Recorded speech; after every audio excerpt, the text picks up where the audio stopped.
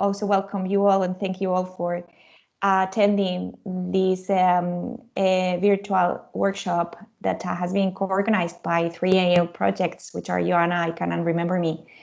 And also let me remind you all that an attendance certificate will be provided to all of you. And within the next month, we'll be contacting each of you to confirm your willingness to get this attendance certificate and also to gather some details from each of you. Okay, so let's begin and give the floor then to Vasilis to welcome you all. Thanks, everybody. By the way, just let me, sorry, Vasilis, sorry to interrupt you. Let me remind you that the session is going to be recorded and that we are going to mute you all and we will be giving you the floor to each of the speakers as the time comes.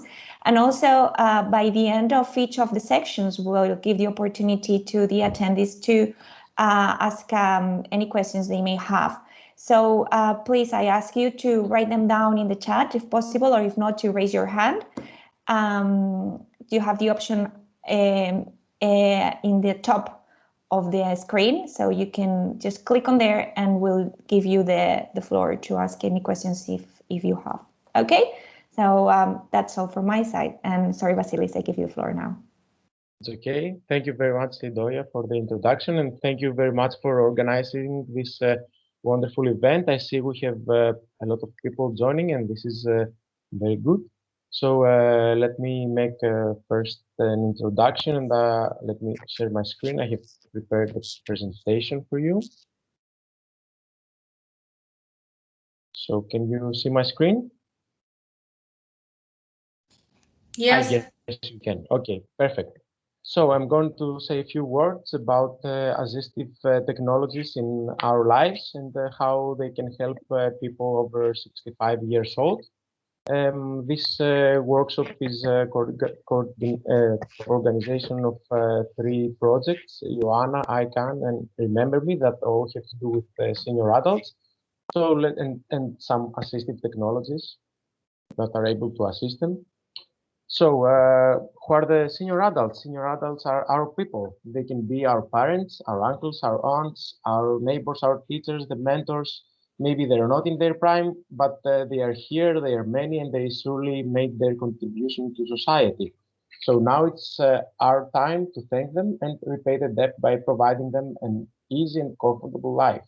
After all, they are our people, and they were in our place, and sooner or later we will be in theirs. So it's in everyone's interest to help them out and make them remain active and proud citizens. So the struggle, communication nowadays is becoming more and more difficult and actually it's becoming more and more technology oriented, because people now connect with each other through Messenger, Instagram, SMS, emails, etc., even with their beloved ones. So seniors often find the struggle there to keep up with the fast-paced technology, a factor that stops them from participating. So missing out these opportunities for communication can leave seniors feeling disconnected and lonely, and having regular contact with close circle of friends or family can alleviate the feeling of loneliness, a feeling that reportedly is bad for health. So seniors need to participate, to be independent and active. Seniors can do it. Maybe not always express it, but this is what they need in order to feel good with themselves. They have spent a lifetime of offering, so they need to feel that they are still useful and not pitied. A lot of initiatives nowadays try to bring technology closer to seniors. On the other hand, seniors become more and more adapted to new technologies. Therefore, we are talking about a bridged gap between seniors and technology that helps us bring seniors to the foreground today. Our society really needs the seniors. They can still offer their vast experience and expertise to the younger age. But in order to do that, they have to believe in themselves, and they need to be happy, relaxed, independent, and of course, active. So more and more efforts are being made today to bring senior adults in the today's society foreground. New technologies are streamlining all of our everyday life activities. More and more societal initiatives target seniors, and lately even ICT products are developed in order to assist older adults in their everyday life. It's not complicated gadgets, but simplistic technologies that ease and bring comfort to seniors, making it easy for them to cope with everyday mundane tasks that would be otherwise hard for them. So, in the above context, new assistive technologies emerge often lately. Those technologies have or should have some characteristics in order to increase their impact to seniors. Those characteristics include being all-in-one, meaning that every senior would prefer a jack of all trades, all-in-one platforms or devices from where they can have multiple utilities, or it's better for them to have one platform device to have all the utilities. No one needs to have many single-use devices. So the new technologies must also be intuitive and easy to use. Otherwise, seniors will get frustrated and will abandon those technologies soon. It's not rare that the seniors often have difficulty in walking or have eyesight reduced. So any new technology would be nice to be adapted to those issues. So having in mind the above, some of the new technologies that emerged the last years are related to online shopping. That's important to be able to shop basic things and be brought at home in a safe and easy to use interface. Other technologies would aid in finding the senior some new hobbies or even more formal occupation through which they would be able to transfer their knowledge and experience to younger people. A smartwatch is always a good idea since it's easier to be carried and more difficult to get lost, providing useful information about seniors' well-being like heart rate, maybe also with a panic button just in case something goes wrong. And other assistive technologies include memory maintenance in form of smart games or other intriguing to use forms. Keeping seniors' memory active is a crucial thing. And finally, in the city support, which means that there's some technologies could help seniors wander around the city independently using maybe a modified GPS device or a gyroscope that would notify their family if they fall down or something similar happens. Or maybe even offer some help from dedicated escorts, as we do in one of our projects, in order to have a real person around, which is usually better for most seniors, without always having to completely rely on friends and family. Seniors often feel to be a burden to their friends and family, and that's not a good feeling. So all in all, the assistive technologies of today should have developed, should be developed, when developed actually, they should be used in order to keep the senior happy, healthy, relaxed, engaging, independent, and active. So thank you for your attention. That's all for me. Thank you very much, Doya. Thank you, Vasilis. So thanks for the welcoming and introduction to the workshop.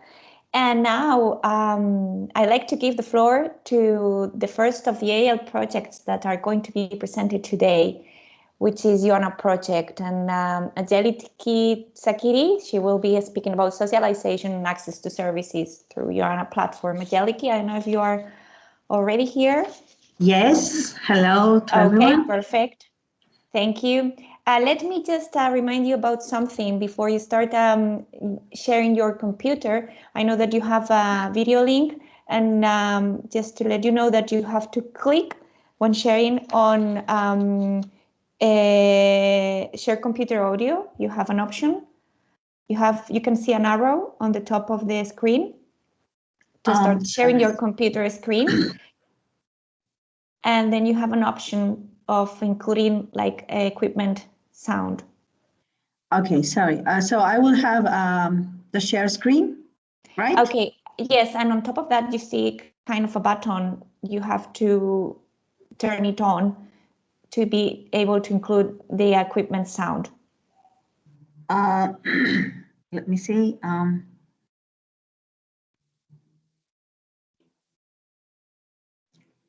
not sure. You see an arrow on top of it, nearby the microphone. Do you? Yes, an arrow. Okay, yes, if I you can click see. on that, you can Okay. see kind of screens in order to be able to share them.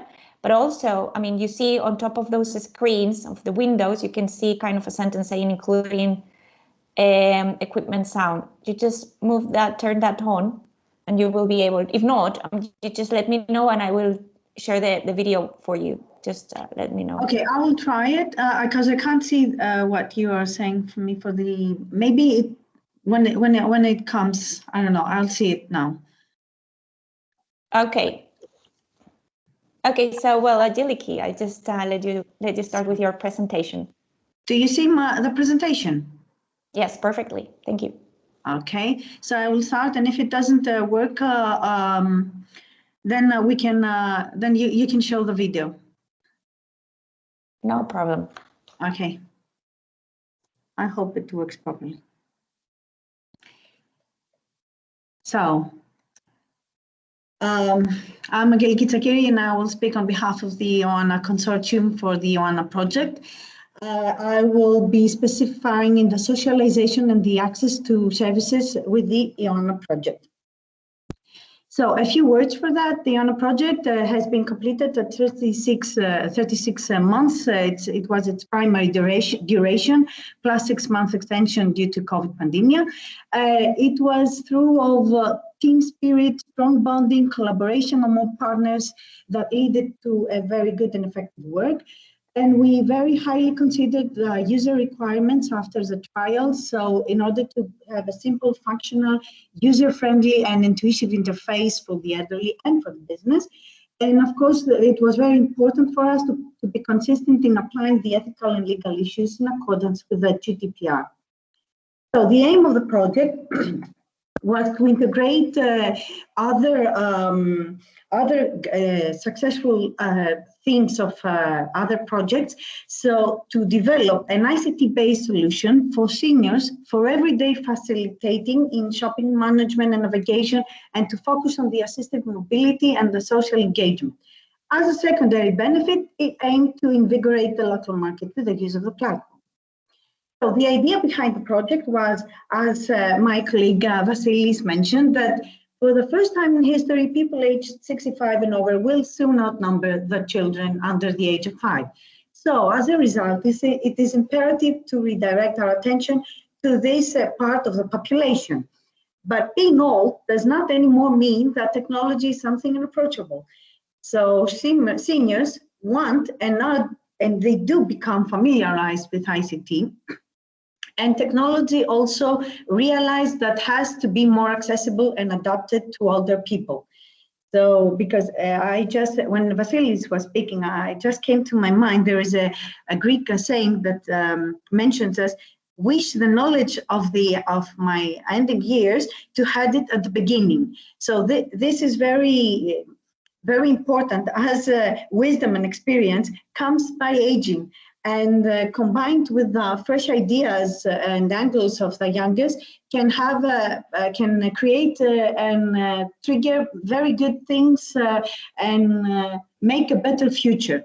So we integrate this integrated solution, combine various services as mentioned from already successful project, plus some other innovative ones into one platform.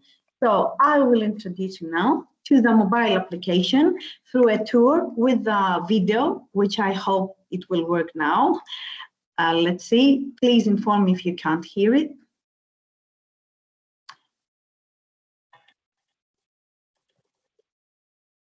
I'm sorry.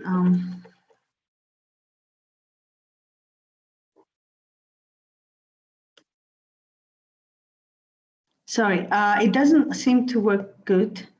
Do you want me to share it? Maybe I can try it in the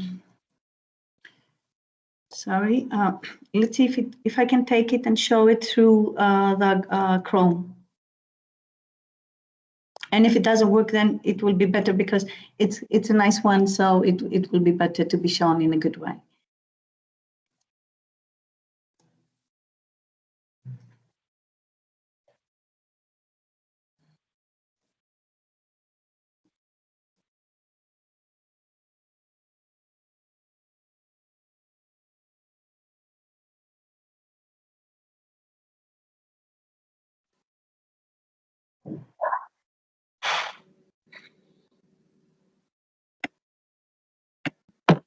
I'm afraid we can't hear anything. You cannot hear it? No. Okay. Let me share for you the video. Yes, okay then. So you can take it now and I can continue afterwards. Okay. Can you hear it?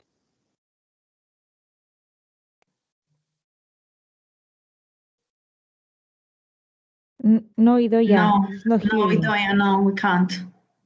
Okay. Okay.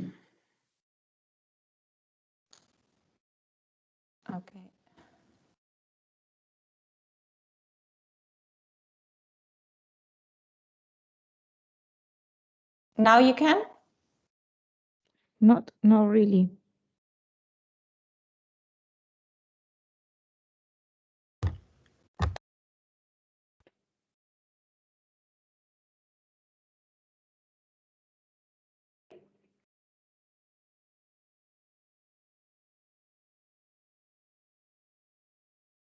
Idoia, click on include computer sound on share content. Yes, I know. I mean, I have included You it, but I don't know. Yes, I clicked in. I know what it's not, but in any case, I mean, it's just music on background. So if you want, you can see, we can see the video in order to not lose more time, to not waste more time, and we just visualize the video. Okay, I mean, it's just the music at the background. So I mean, no words. I mean, you can read the text.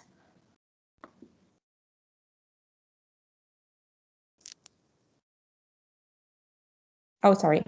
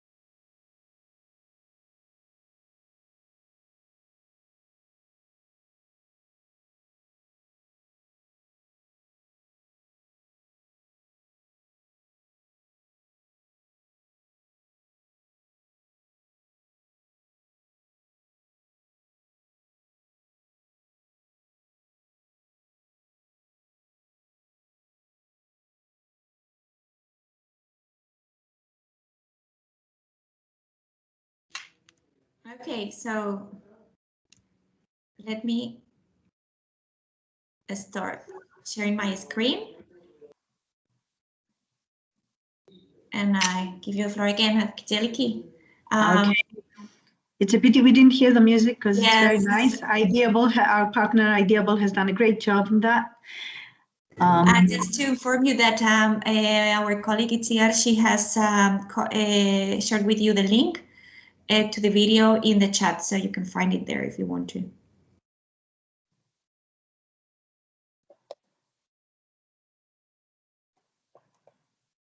Okay, Angeliki, do you want to continue with the presentation? Yes.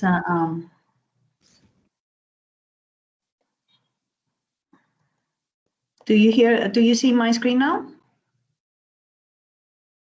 Can you see my screen? Yes. Yes, Angeliki. Okay, thank you. Let's skip parts we have seen. So I will also show you a bit of the platform of the IOANNA platform. This is the login page. I will just run through just to have an idea of that. It's the menu bar refers to the dashboard and the chatting with the customers, the users, which are the store managers of a business, and the clients, the promotions, the orders, the volunteering, and then the business, which is for the rating of its own business and its own stores and the profile of the business. So here we can see the list of orders. Angeliki, sorry, but you are sharing not the presentation. You are sharing another screen. So you Really? have to choose. Yes, you have to choose the PPT. Okay, I'm sorry.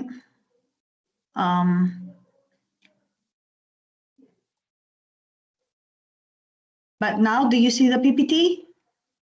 No. Not yet. I understand what you said. I think I done it wrong. Yes, I understand what you said now.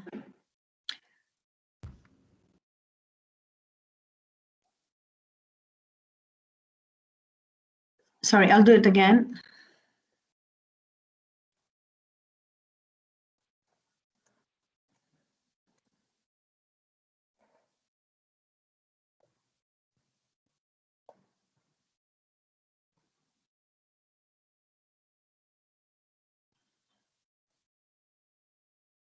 Angeliki, I can share my screen with you. Okay. Do you see it now? Now, yes. Yes, now, yes, yes. we can see the Okay. PPT. Thank you. It was that what you said. I'm sorry. I don't know if you're seeing mine or yours. I'm changing it now. Do you see it? I'm at the IOANNA platform login page. What do we see?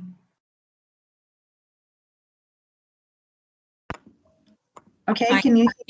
I think you are seeing my screen. I'll just stop. Can you see the Teams screen? We can see a PPT.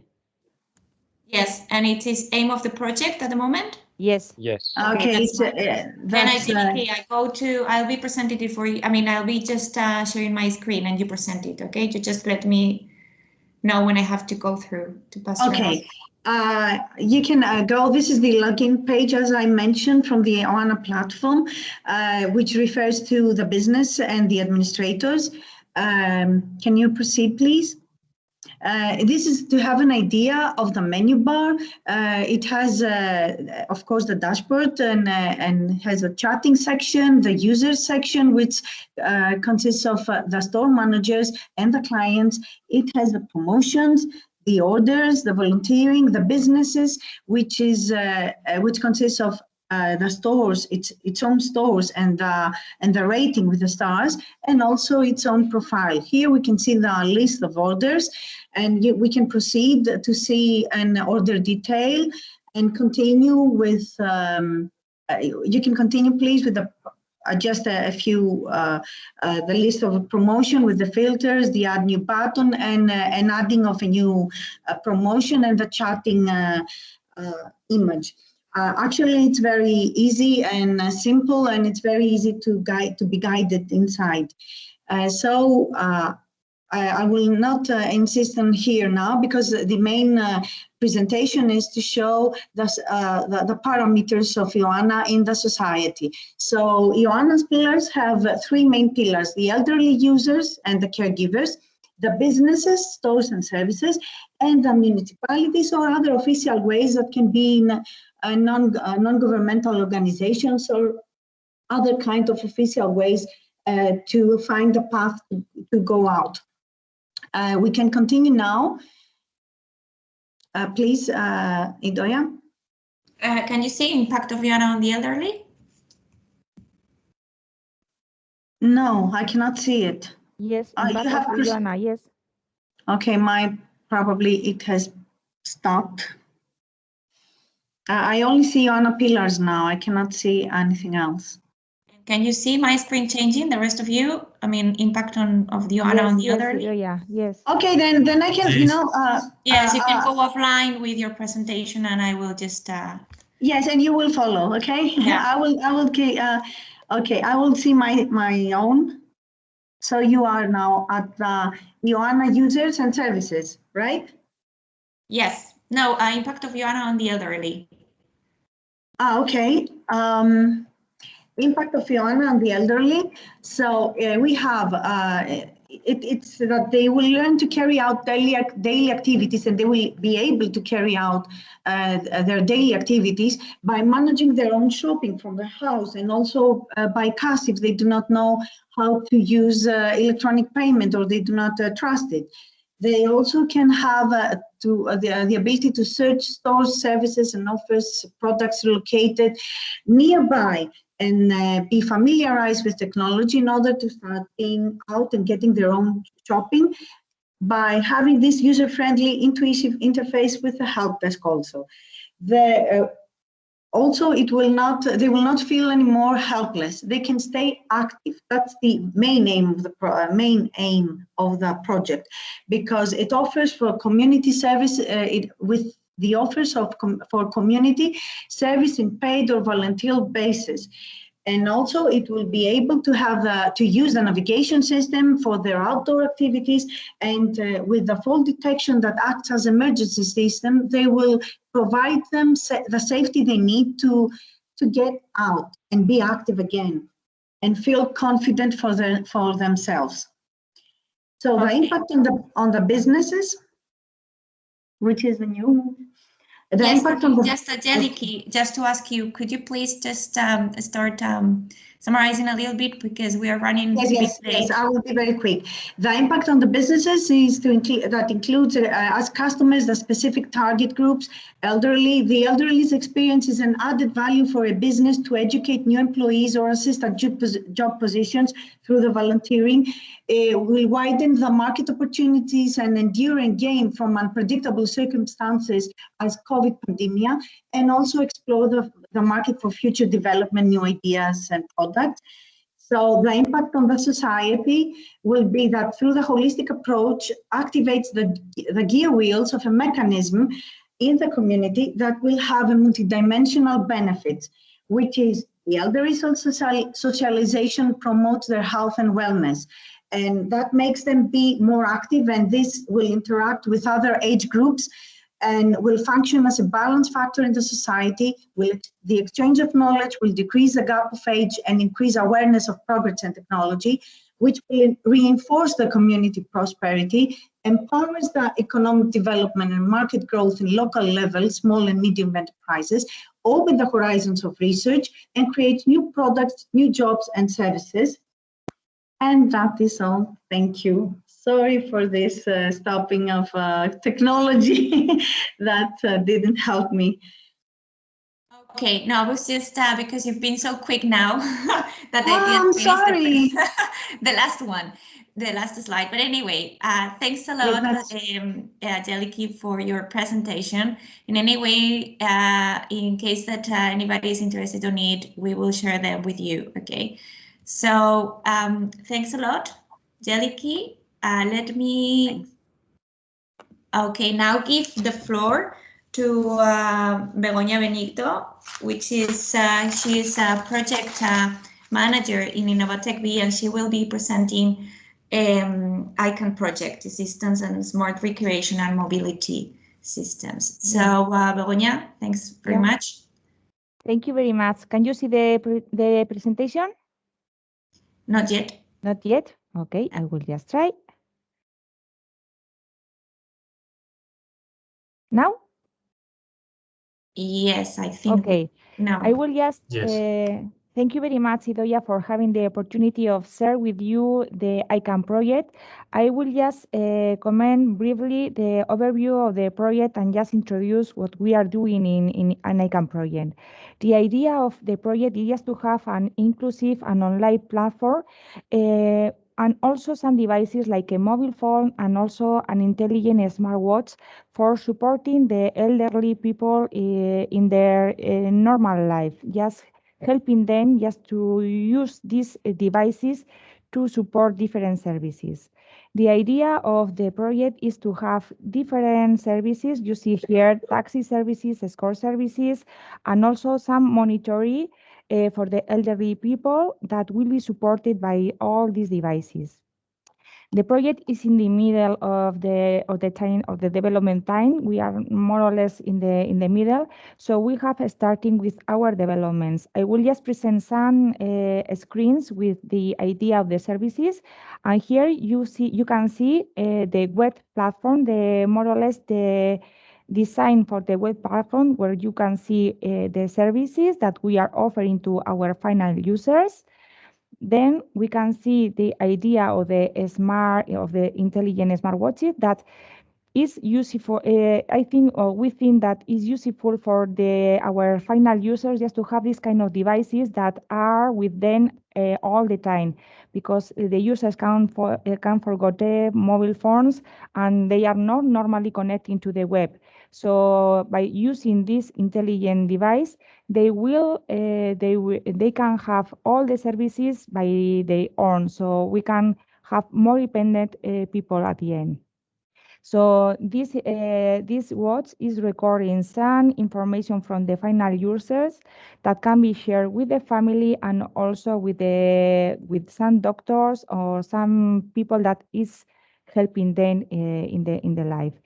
So just in brief, we can have this kind of escort services if the user is asking for people, for example, for going shopping, or for example, for going with them to the doctors, or for helping them to complete some forms or something like that. So they can ask for this kind of support using this platform. They can also ask for a specific taxi service. Imagine that people is using a wheelchair, and they can use the services just to ask for a taxi that is useful for them, so adapted for their needs. So they can perform or they can indicate their needs, and the system recognizes when they ask for a taxi services their requirements or the needs that has to be covered for the users. And for example, we have also the product or service finding, where people can find some specific services for them, specific for elder people. And finally, we have some other services, for example, smart games, and also home delivery.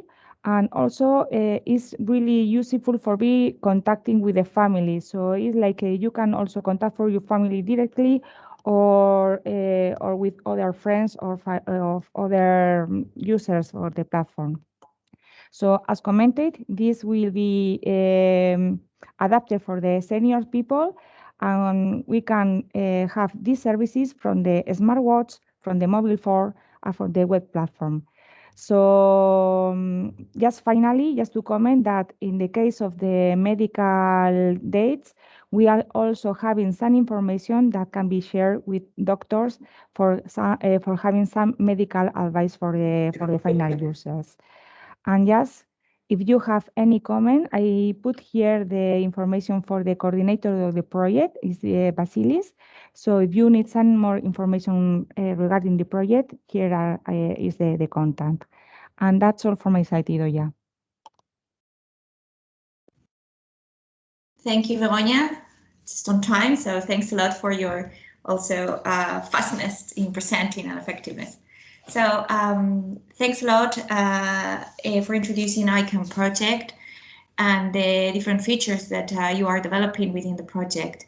And now I think that it's time to change and to present you another project which is aimed at brain training and well-being monitoring, which is ReMember-Me project, and which has also many interesting features to present you. And that will be Dr. Andrea Stamate.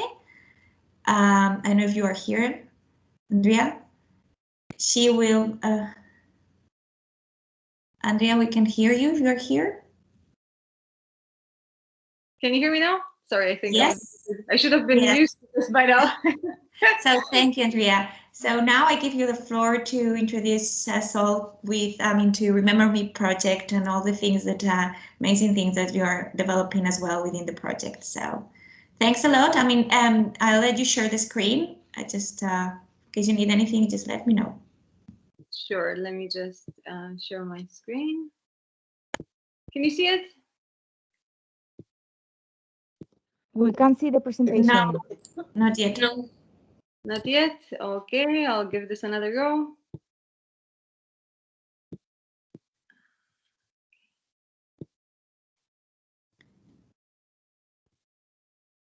If you need my help, I can. What about now?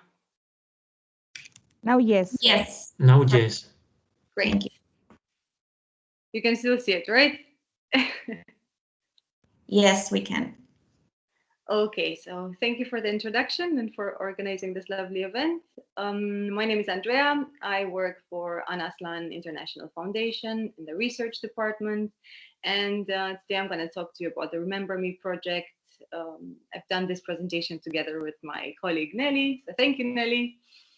ReMember-Me is a smart assistant that aims to prevent and detect cognitive decline by promoting cognition, cognitive function, and the social inclusion of older adults. This project aims to develop a simple and effective tool that addresses cognitive decline in real-life settings, particularly at home. Before talking to you about what we propose as solutions, I'd like to talk to you a little bit about context. So I'm sure many of you already know these things. Andrea, we cannot see your slides. Oh, great. We see only the initial slide for some reason. What about now? Maybe if I don't have it in. Yes, it's fixed now. Okay, so I won't keep it in full screen. Good to know. Okay, so context. We know that the proportion of older adults is increasing in society, and that this has a great impact both economically and socially. That is why we need to understand how to maintain a healthy mind in the older population. As the proportion of older adults increases, so does the proportion of mild cognitive impairment and Alzheimer's disease.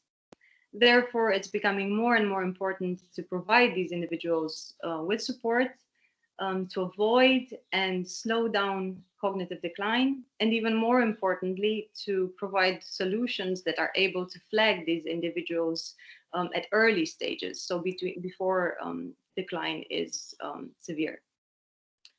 To this end, we noticed that both in the literature and in industry, a lot of attention is being given to serious games and the fact that these can play a role in maintaining or even potentially slowing down progression. This depends on the cognitive domains that are being trained, but I'm not going to go into this. There are possibilities for improvement here. However, most cognitive games and interventions have been deployed through tablets, which represent a cost-effective solution. However, only offer limited possibilities to truly engage older adults in a multimodal manner and to keep them motivated in playing, as these individuals tend to get bored with the repetitive training. That is why a recent study by Manka and colleagues proposes that emerging humanoid robots may open up new possibilities to more effectively engage MCI and older adults during this repetitive cognitive training, thus stimulating and motivating them to engage more. I keep mentioning mild cognitive impairment, so I'm going to briefly tell you what I'm referring to. I'm sure, again, most of you know this. MCI is a disorder which may develop into dementia, but more importantly, it may not. We know, however, that MCI patients have an increased risk in developing dementia compared to normal aging. MCIs can be differentiated based on two subtypes. We have amnesic and non-amnesic patients. The amnesic type, which is primarily affects memory domain, typically progress to Alzheimer's disease at a rate of 10 to 50% per year, and 80% convert after 6 years. The non-amnesic type progresses into other forms of dementia at similar rates, other forms such as vascular disease, frontotemporal, and so on. Taking into consideration these rates of conversion, it's important to identify and classify these individuals. However, this is not easily done, as diagnosing MCI still presents a major challenge. Getting back to our project's objectives, we aim to create a holistic and cost-effective, enjoyable solution to address cognitive decline.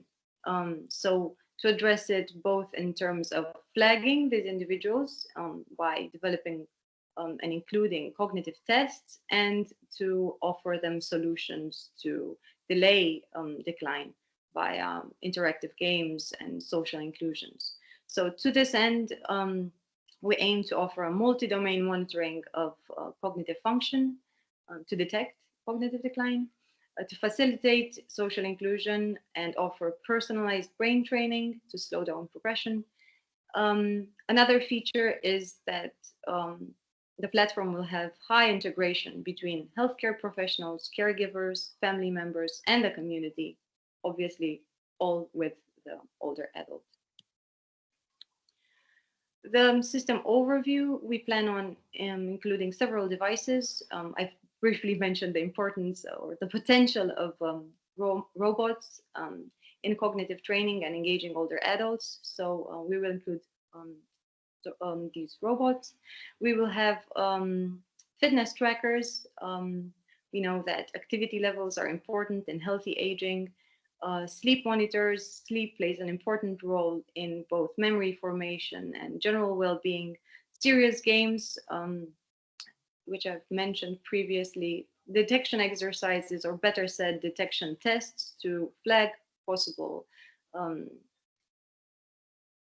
progression or impairments in different cognitive functions, and the social platform. I'll briefly go through the different features of the platform depending on the user type. We have the older adults interface, which will give seniors the opportunity to perform daily short exercises, follow their personal progress, and receive recommendations both from the system as well as their doctors. They can interact with family members and university students.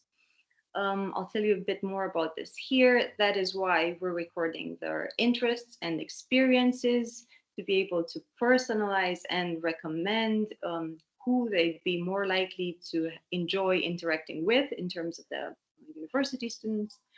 And lastly, they can also receive reminders and set reminders about the important events in their life.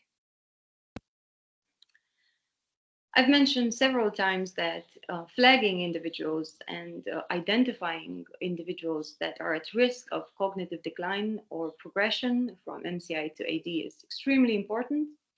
However, we have no clear consensus of how to do this.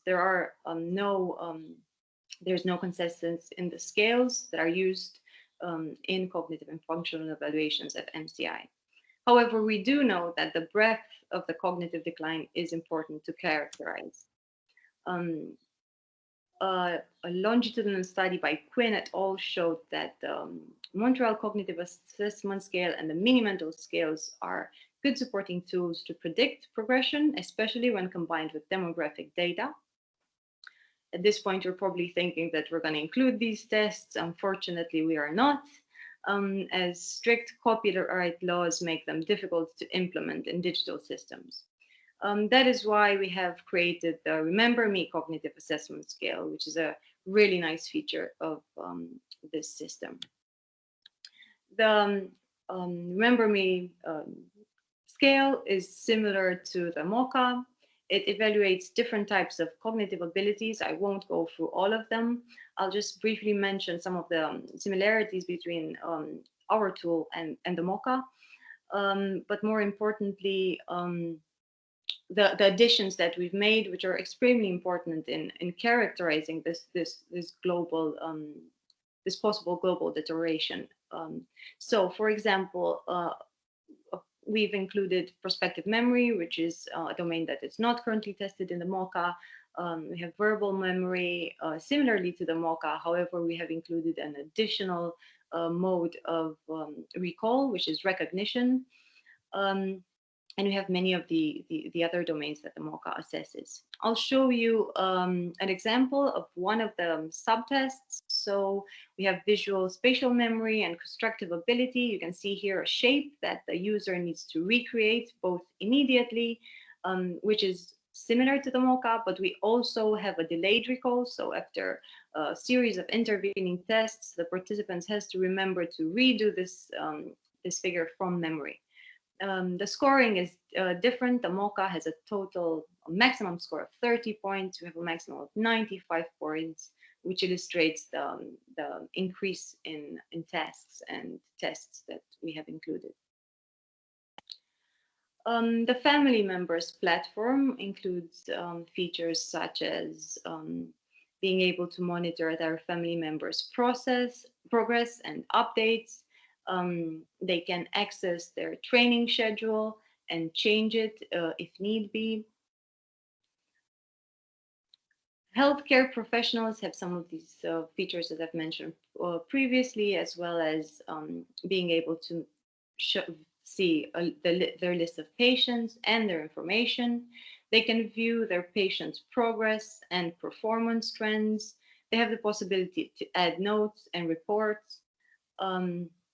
They can review and adapt the exercises that have been proposed by the system and change them based on the baseline assessment provided and the changing trends of each individual. As you have probably noticed, some of the features are ready. So for the senior users, you have seen the screen as it is now, while we do not yet have the real demos for the other category groups. We're currently at the stage where we're starting to recruit participants to test some of the features that are already developed. And I very much look forward to seeing how this progresses. That's it from me. If you have any questions, thank you. Thanks a lot, Andrea. And thank you very much also for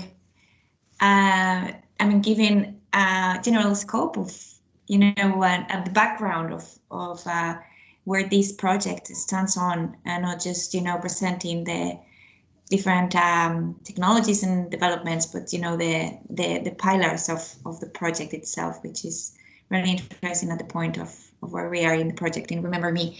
I don't know if you have any questions for Andrea or for any of the other presenters, Begoña and Angeliki. So I don't see any hands raised. In case you have any questions, just don't be afraid of asking anything through the chat or anything. If you don't, I will just start with the next section of the workshop, which is, after introducing these kind of AAL projects, which are the ones organizing the event, We wanted to also give the opportunity to some other AAL initiatives, projects, and non-other AAL projects, but other projects and initiatives that are being developed in the framework of other programs like Erasmus Plus and Horizon 2020. And we can start, if you're okay with that, with the first of all of those projects, which is Fragile Project, and it will be Jonathan Bertolazzini. I can already see you here. Thank you, Jonathan. And he will be presenting Fragile Project, as I say, physical exercise and telecare. So the floor is yours. Thank you. Thank you so much. Thank you.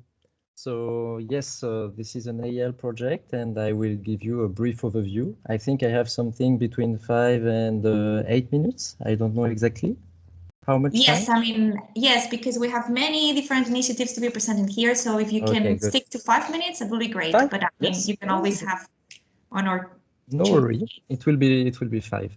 So the goal of Fragile is to evaluate remotely and to monitor the frailty level of a person, because frailty is a medical notion.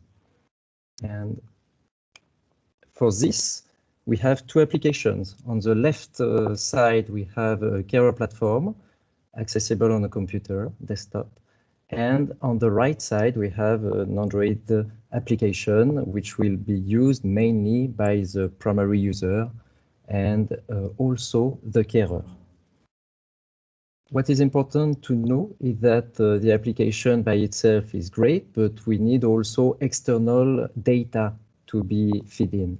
And for this, we have external videos to learn something to the user. We have also external applications in order to evaluate something or to compute some metrics or to play some serious games.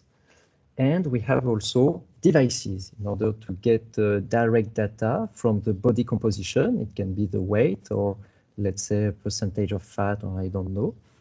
And we have a device that is very new that is called the Squeg here. And you can see I'm holding it.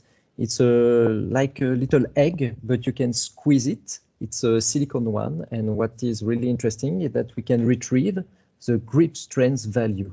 And there are many things associated to grip strength. It's a good indicator of health first, but we can also train for grip strength. So inside the welcome screen, we just say that the application has been done by experts, health experts, but still it is not a medical instrument, disclaimer number 2. Here, this is the main view of the application divided in 3 sections. On the left panel, this is navigation. In the middle, the full view, and on the right, the messages. It means messages from the carer using the platform to the patient directly.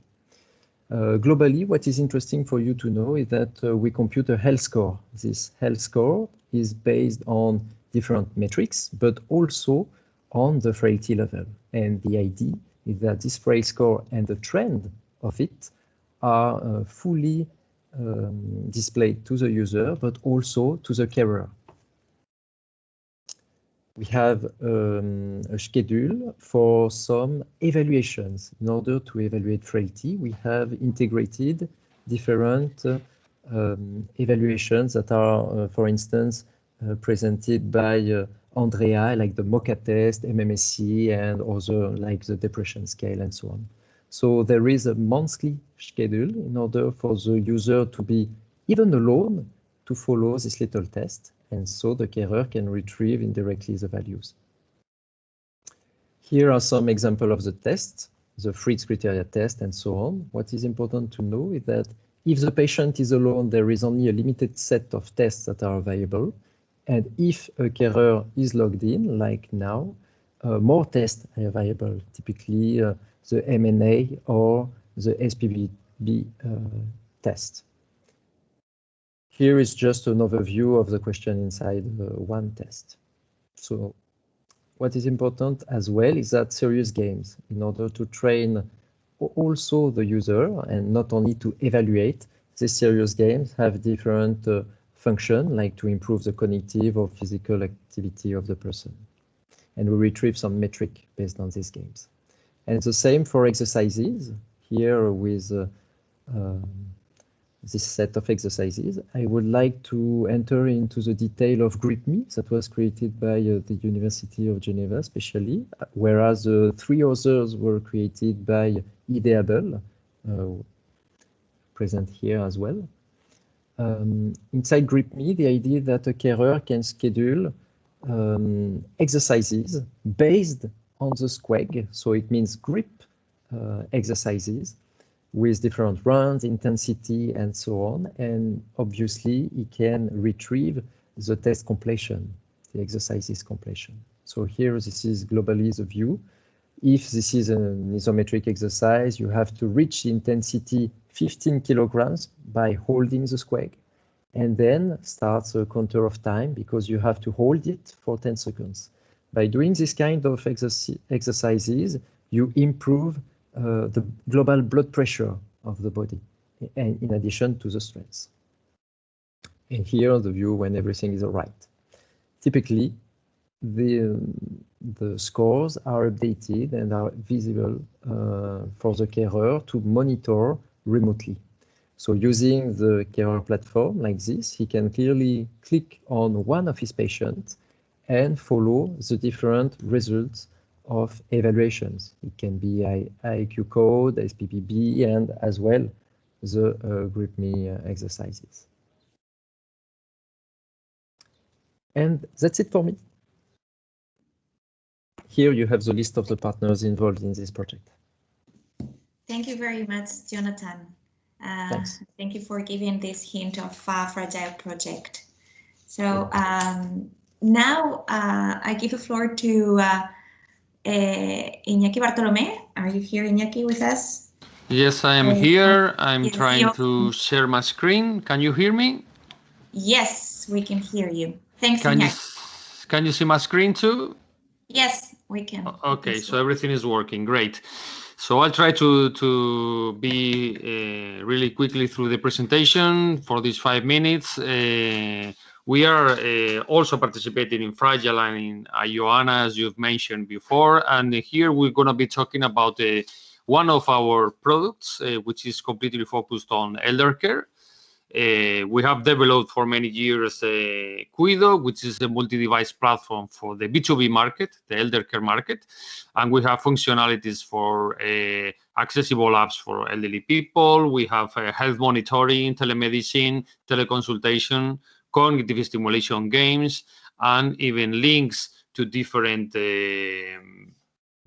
devices, also for monitoring activity, also for sensors for monitoring not only the activity in terms of how much you are walking every day, but also devices at home to know if there's a strange behavior, to know what is more or less the activity with non-intrusive sensors, if they are staying too long in one room or they are going outdoors at night. So we have this product focused on this elder care market in terms of companies that are already working in the market as resellers, integrators. We have direct clients like telecare companies, home care agencies, day centers, and memory workshops, especially for cognitive stimulation. We have also installations in nursing homes, and we also work for public and private healthcare entities. And what we offer is the cost savings in the processes they are offering right now. We also give the opportunity to older people that are working in these companies to remain as long as possible independent and autonomous at home. And we give them the opportunity, these companies, the opportunity of offering new value-added services to this market. Okay. One part of Cuido is the accessibility. We have developed accessible apps for elderly people, so they are able to, for example, to start video calls with relatives that are only using an app, in a smartphone app. They can share with them videos, they can share with them pictures, they can share with them music and even links to web pages. And this social part has, let's say that with the pandemic, we've had a lot of people interested in this part that wasn't in the past. So isolation in the pandemic has been a trigger to start receiving really a lot of interest in this part. And we have some examples. We want to offer just 2 success stories about accessibility and technology for elderly people. We have installed and we have created an advanced telecare service for the Sopot city in the north of Poland. They have a population with a lot of elderly people that go to Sopot to retire and to live until their retirement. And this town hall has created an advanced telecare service in which these elderly people are using tablets, Android tablets at home with directly connected to the internet using a SIM card. And this call center is using video calls for being in contact with them every day to see if they are okay. They can also connect to their relatives. So the elderly people, as we've seen before, they can directly receive or start calls with the relatives. They can receive information from them, pictures, videos. They can send messages to the call center, but also to the relatives. And they have also reminders created by the call center to know if they need to do some activities or encouraging them to do some activities. They can receive them and they raise alerts. They can play cognitive stimulation games also here, and the call center is analyzing how more or less is the behavior. And they can send the health information. So in the call center, they have psychologists to analyze which is the mental situation, but they also have doctors that are checking if there are some health parameters going out of the limits. So all this has been put in 50 houses in Sopot in the beginning, but after the success in September, they're gonna add 100 more. So this is one of the projects that we want to offer like a success story. And another one is the using of Cuido, in this case for day centers. Day centers, they are places that in which elderly people stay during from Monday to Friday, and they are there during the day, in the morning and in the afternoon. And while they are going home at night or even in the weekends, what they are doing is using the tablet, again, an accessible tablet, to be in contact with them, to give them the opportunity of playing cognitive stimulation games. And they have also the opportunity of sharing video calls and pictures with their relatives. So they also use videos for the day centers for them to do some exercises at home or with the help of relatives and caregivers. So there's a direct link between the day center and the homes in weekends, in vacations, or at night using the tablet. And of course, they have the social activity of being in contact among them or with the relatives. And these were the success stories that we wanted to share with you with Cuido. So thank you for your interest. Here is our contact. Thank you very much, Iñaki, for a presentation of Cuido, and it's great to see successful stories like yours. So thanks a lot. And now I'm going to give the floor to Itziar Vidorreta, who will be presenting kind of a different project here, an initiative related to football. So Itziar, the floor is yours. Thank you very much. Okay. Hello. Good morning, all. Thank you very much, Idoia, for the presentation and for the introduction and for organizing this seminar. So can you see my screen? Yes, perfectly. Thank you. Okay, I'm gonna put it in full screen.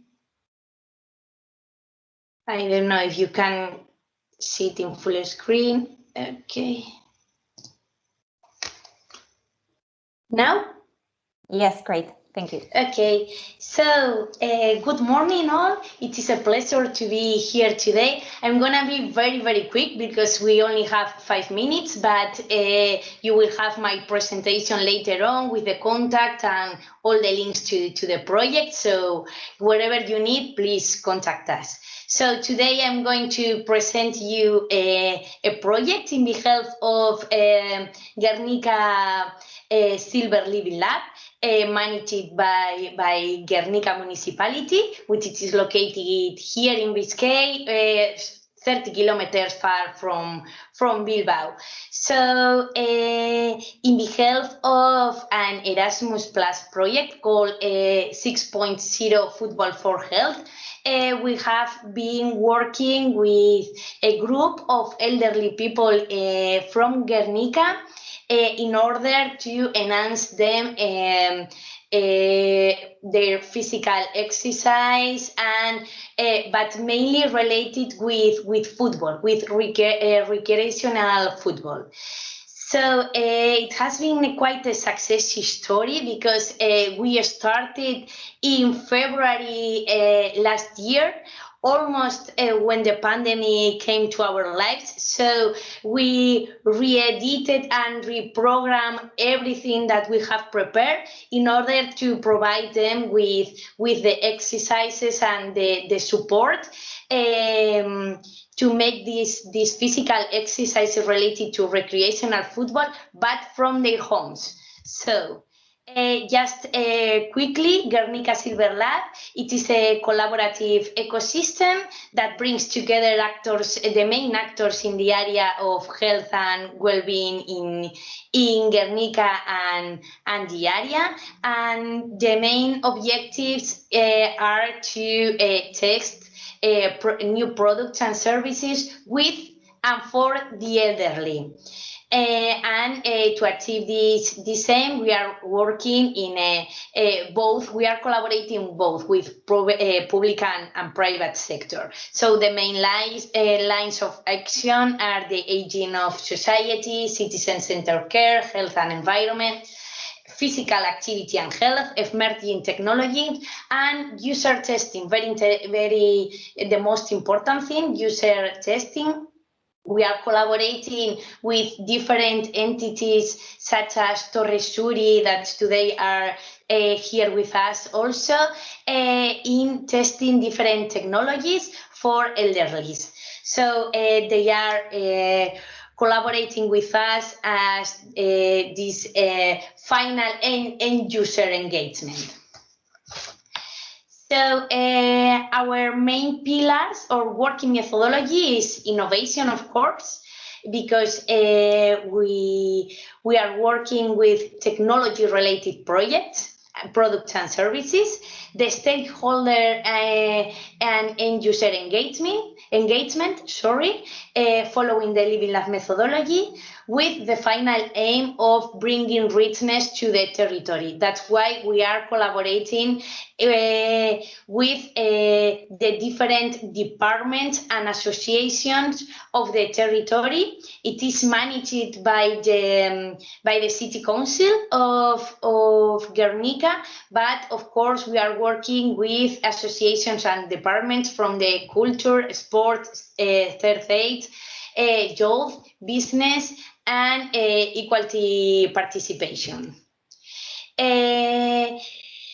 We test the products and services to face the challenges in Busturia-Aldea. That's why we are working with the different associations. Here you have the challenges that were identified by them, by the territory. And following these challenges, we started to work with Guernica in this project, in this Erasmus Plus project 6.0. Football is medicine. So we have designed different exercises to work with them. Of course, the idea was to make all these sessions face-to-face with them. We had everything, all the material prepared, everything. But because of the pandemic, we finally have done it online via YouTube videos, and it has been quite successful because 20 people over 60 years have participated. We have monitored them also the cardio, and with some devices that we provided them. We made some coaching to train them using these watches and everything with them and with the caregivers, and it has been really successful. It is funny because almost all of them were women rather than men, even if it was related to football. But yes, it was like that. So here you have a little bit some pictures of what we have done with them. The first one, it is of the first day that in which we started this project with them in February. But of course, the pandemic came, and the rest of the exercises have been online. We have adapted the exercises to be carried out at home, taking into account the limitations and the spaces. We also have a safe collection point, or establish a safe collection point where we deposit the essential material to be used by the participants, and the tutorials were recorded for the participants to follow up the sessions. We have everything in YouTube, and we also have different questionnaires, WhatsApp videos with them and with their caregivers, and in order to monitor everything during these 12 months of the project. So that's everything. Thank you very much. If you have any question or you want any kind of material, please let me know. Thanks. Thank you, Tia. I will give the floor to participants in case they have any questions at the end of the session. So thank you, Itziar, for your presentation. And now we quickly give the floor to Sotiria Motza again to present a guided assisted, well, not again, sorry, you haven't participated yet. So to present a guided project. Sotiria. Hi, Doya. Hi to everyone. Actually, it's Andrea Hadzicosta from Materia Group who will do both presentations. Thank you. Perfect then. Thank you then. So Andrea, I give you the floor to present both guided and DG aging projects then. Thank you very much.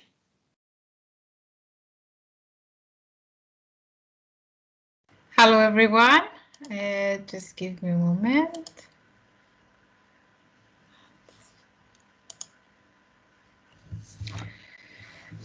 My name is Andrea Hadjicosta, and I'm a project officer at Materia Group. Today we're presenting the AAL funded project Guided and the Erasmus funded project DG Aging. The project Guided aims to provide an everyday life assistant for the older adults. The system is operated through augmented reality and requires minimal interaction and technology literacy on behalf of the user. The system identifies the user intentions when they are pointing the camera of their smartphone to an everyday life smart object, like a smart lamp. The image here in the photo here, you can see the main screen of the guided application and all the features that includes.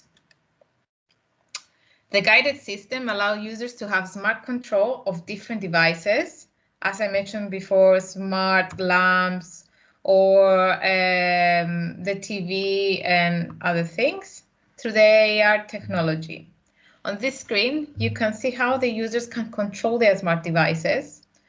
So when they point their camera, when they point their phone to the lamp, the camera view, it gets to the AR mode, and then the user can synchronize this device. The appropriate controls of the device augmented in the camera view, so you can see that they can change the power of the lighting, the color, dim it or turn it off. And then when the user wants to go to a different room, they can go to the UI that you see on the top of the screen here. And when they press it, you can see here all the rooms that they have access according to what they have installed at the beginning.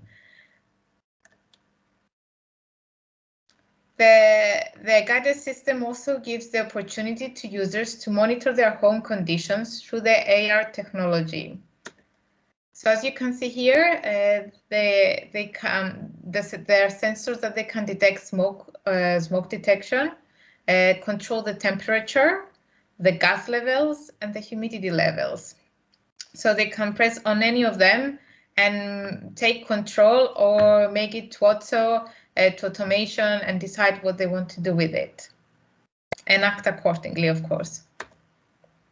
The guided app has smart reminders for users' medication intake and information on their medication. So as you can see in the photo here, when you turn the smartphone on the landscape, so it can cover the whole pill box, the camera opens up and detects the pill box. And then it gives different options, the list of medication that they included in the pill box, the times, and also if the user wants to find out more information about the pills that they're taking, they can press on each pill and take control of their medication. In addition, Guided offer assistance in outdoor navigation to users through this AR technology. As you can see here, the current location of the user is on the camera view, and they can move about and see where they want to go, and gives also audio and visual directions to the user. And of course, they can see it on the screen where they are exactly on the map. And when they finish, they can press done, as you can see here on the photo, and exit from the screen. Finally, Guided promote communication with the family members and also provide emergency contact for easier access. As you can see here, the service goes in the contact mode, and they can choose from the photo whichever user they would like to give a call, or if they want to meet new people, they can press the Meet Others button.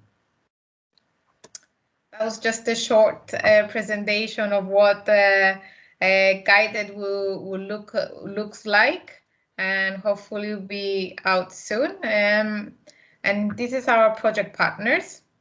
Materia is the coordinator.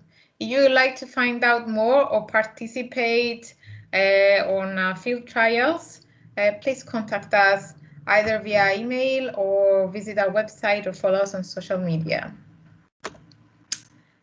Now, regarding the second project I would like to talk today, the DigiAging, which aims to overcome loneliness, a topic that is very current, especially with COVID-19. And it's best to know exactly what we are dealing with and how we can proceed with this. So loneliness is a negative emotion that associates with perceived gap between existing relationships and desired ones. It is widely recognized as among the most significant and entrenched issues facing our aging society, and probably, as we feel currently, the whole society.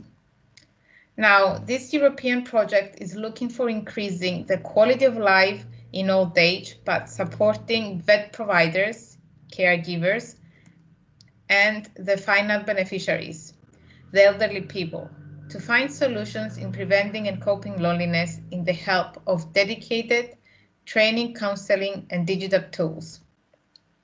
The objectives of DigiAging are Firstly, to map the situation of elderly people. Sorry about this.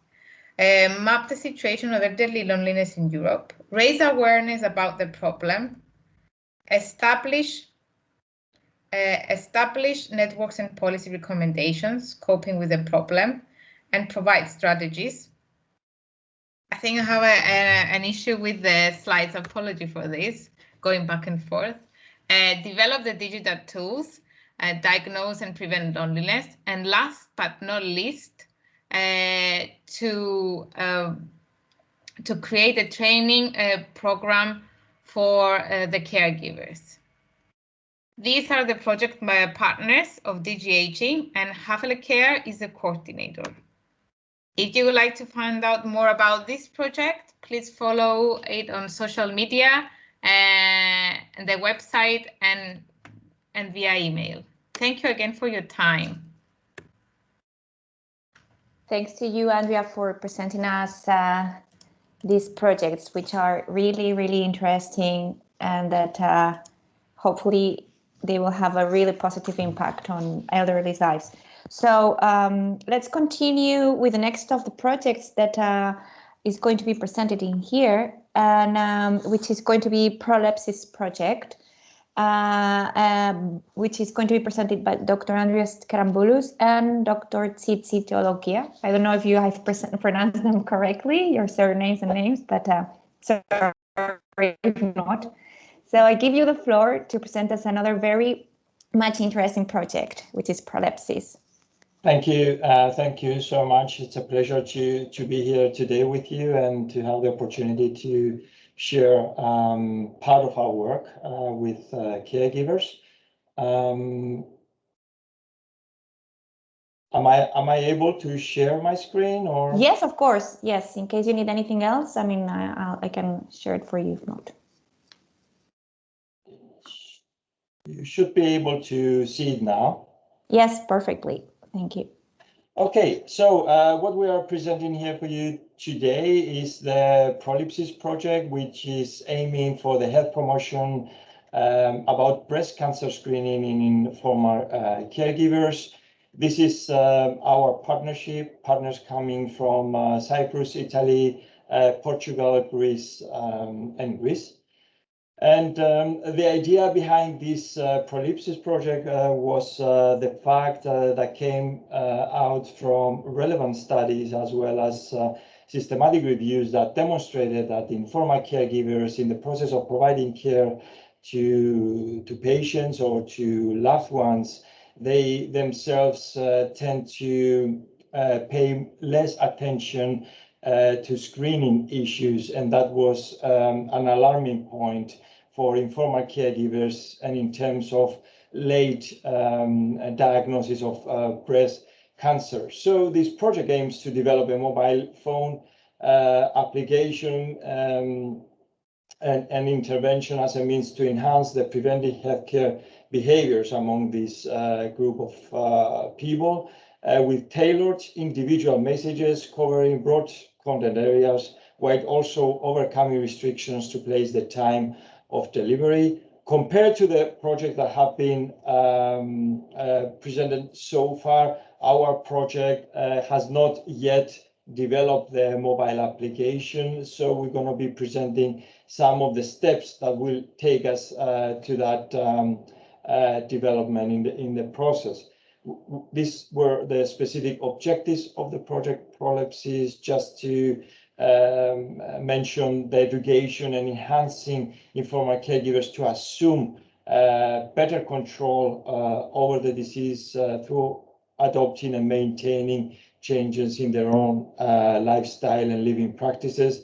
And as you realize, there are preventing practices and intervention integrated within the mobile application. This was the first step of the whole process, and included focus groups with informal caregivers and professionals in order to identify those specific obstacles, but as well as enablers in order to make their screening in terms of breast cancer much easier. And this process included 8 focus groups discussions, as I said, both with informal carers and healthcare professionals in Portugal, Italy, and Cyprus. And through this process, we collected information in relation to their needs, attitudes, knowledge, beliefs, and perceptions in terms of breast cancer prevention in order to be able to tailor the mobile application in a way that it is user-friendly and in a way that it can help informal caregivers within the burdening experience of the caregiving process, not to neglect their own screening and healthy lifestyle behavior. So this is just to get an idea, some of the motivational factors that influence preventing practices, and also some common barriers that we identified through the focus groups, in which we try to integrate into building the mobile application.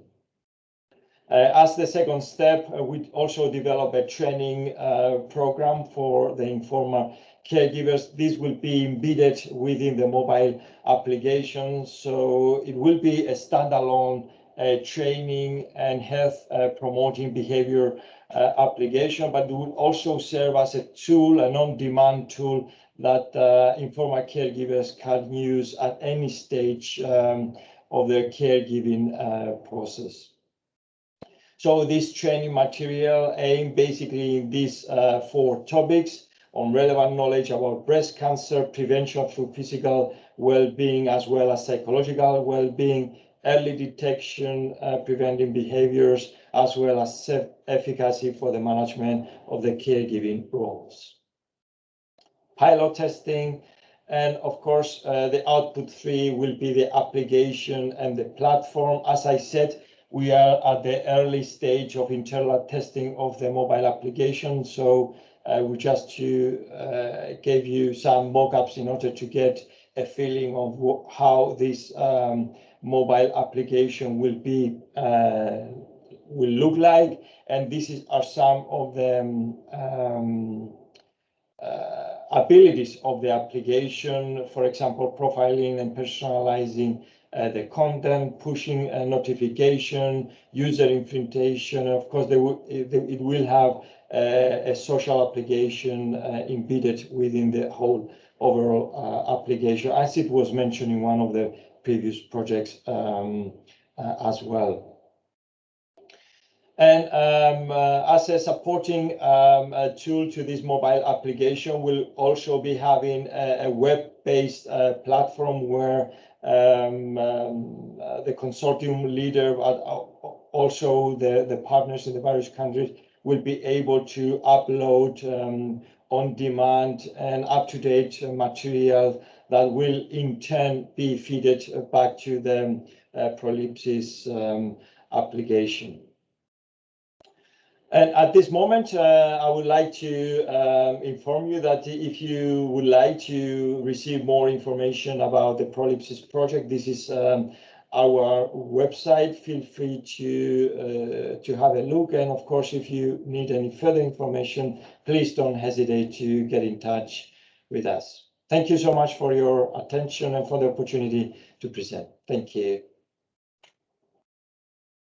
Thanks to you, Andreas, for presenting us such an interesting project, because I mean, not only for the scope of the project, but also, I mean, for the fact of focusing on informal caregivers who they bear a great burden and responsibility that makes essential that they do to become the focus of attention in this case for many reasons and for many conditions that we usually forget. So thanks a lot. And last but not least, let me give the floor to Dr. Yunus Angel. I don't know how to pronounce your name. Sorry. Yes, hello, Idoia. Yes, I am here. Hello. Can you hear me? Yes. I will share now the presentation. Thank you very much. Can you see my screen? Now? Yes, perfect. Okay, so I will try to be very short because I have only 5 minutes and I think we are late. So my name is Ionuț Angel. Thank you very much, Doia, and all organizers for giving us this opportunity to show you just a brief overview of two interesting AL projects, namely H2H Care and Remind project.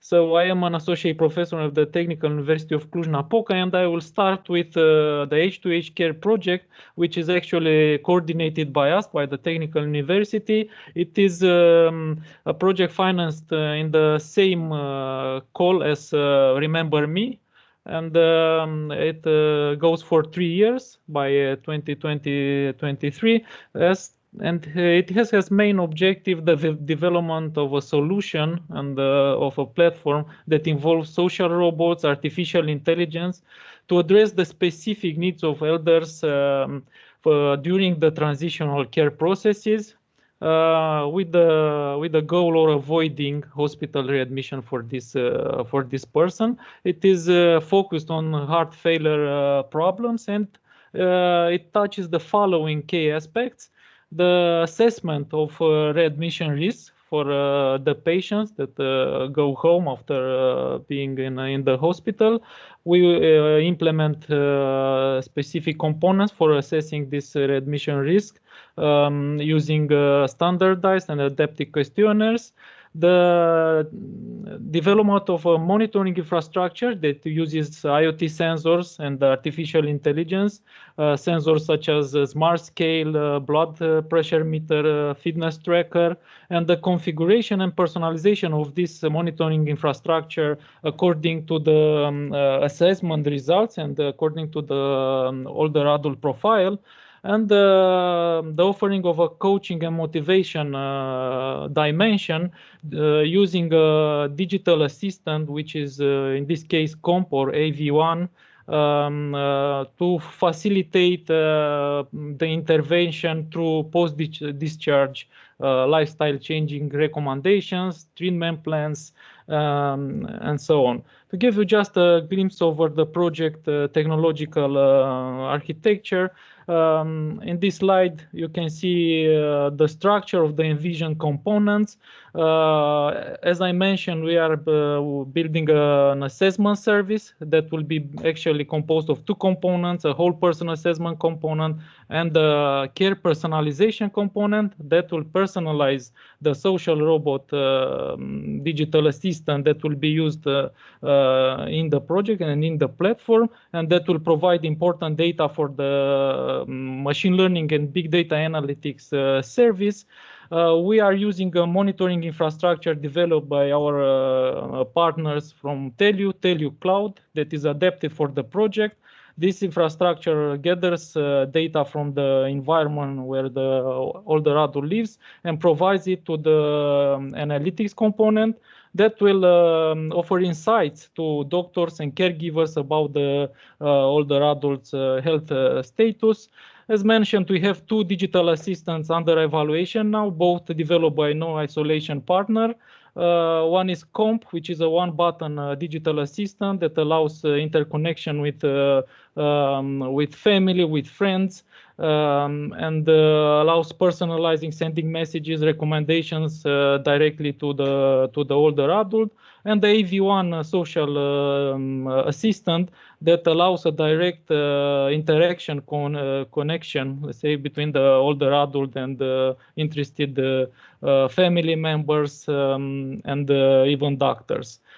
We are in the stage of first trial evaluation for the first version of the developed services in this project. So let's go to the second project, which is Remind, which is funded under Call 2017 and has as main objective the development of a system to connect people with dementia with their formal caregivers and to stimulate their condition, their memory, and to improve their life. The project is coordinated by Zora Robotics. And it has basically three dimensions, very important dimensions. The first one is the biography part, because we are using an application called Curiosity, developed by one of the partners of us, which was adapted and integrated into the project, that allows to gather memories, photos, gathering familiar names, familiar persons in one applications for the older adult. Then we are using a social robot called James that will enable older adults to interact with this social robot. They can allow that person to play games, interact through physical activities, listen to music and movies, and so on, and also can remind older adults and schedule specific events for him or her. And the glue between these two components, the user engagement and support module, this component basically takes information from the biography created with the Curiosity app and infers social triggers that can be used to personalize the James robot for a specific end user older adult needs and profile. These personalizations are in terms of person-like kiosk, in which he or she can find different games or applications for their profile or activities with this robot. Just to give you a view of the system, which is currently in final trials, because the project will end beginning of next year. We have here a view of the technologies used. But what is important to highlight here, that this system will be able to address a single end user needs by going through the whole personalization process and interaction with the James robot, and also group interaction, because can be used for a group with specific objectives for training, interaction, and coaching using the games, the activities, the materials already developed in the project. So this is just a quick overview of some of the publications related with these two projects, and I hope I finished in time. You have my contact here, also my colleague Tudor contact, so you can contact us for any other information offline if you are interested for these two projects. Thank you very much. Thanks to you, Jonathan. And sorry for having so short time for each of you, but I think that it is positive at the same time, because it gives you slot and time only to focus on what it really matters here in the project. Sometimes we just get lost in all the different descriptions and things. But in any case, thanks a lot. I don't know if you have any questions for the presented projects. I know there have been many of them. In any case, we will share with you the presentations, and so you'll have the contacts as well of the different people in case that you are interested to learn about all of them later on. Okay, so we are running a little bit late, and we are going to jump then to the roundtable section, in which we are going to count with the presence of three very much high level end user organizations in the European Union and in the framework of AAL program. And in this section, what we want to know is, we know that seniors, there's still a big gap. They are more connected than ever to the internet. But how has this changed since COVID-19 pandemic? How COVID-19 pandemic has affected?